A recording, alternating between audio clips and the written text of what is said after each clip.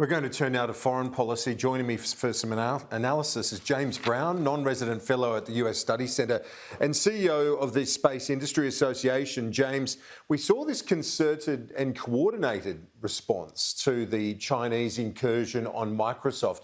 What did you make of it? Will it have any impact?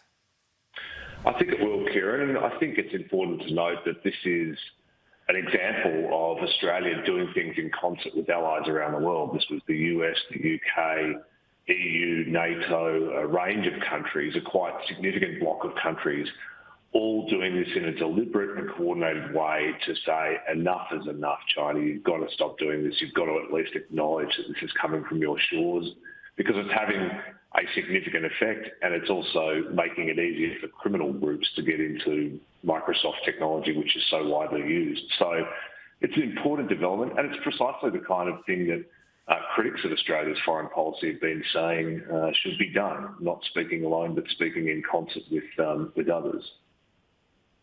Exactly right, that this was the sort of approach that maybe should have been done initially when there were suggestions of an inquiry in the early days for an inquiry into the outbreak of COVID-19.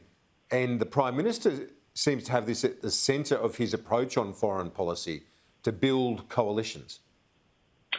Yeah, we've been lucky enough to have access to the G7 meetings, which is a very significant opportunity that the Prime Minister's used well to build Australia's interests in a coalition atmosphere. And, you know, this is such a change in language. It's only a few years ago that our parliament was attacked, had a cyber intrusion, and no one was really quite willing to say out loud that it was coming from China, from those two groups we know about operating in Shanghai and in the south of the country. Now, you know, that caution has been thrown to the wind. The decision has been made. This needs to be called out directly and bluntly. And that's just showing you the trajectory of China's relations with most of the world at the moment.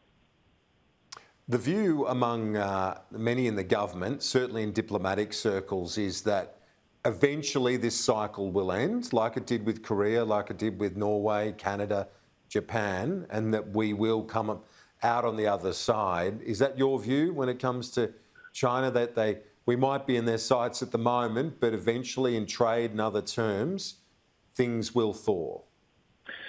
Well, I think we can rely on China to do what's in China's own interest, and it's in China's own interest to have a thriving trade relationship with Australia, to have a good diplomatic and consular relationship with Australia, to make sure that its citizens that travel to Australia can have someone answer the phone when there's a problem. And so that will mean they'll want to continue the relationship. There's no doubt that they've tried to pick on Australia and bully Australia, given we're a relatively small country, but it's been a tribute to the power of alliances that they haven't been able to succeed in marginalising and isolating Australia despite their efforts. So I think that's right. It will eventually get back to a more steady state. James Brown, great to get your insights as always.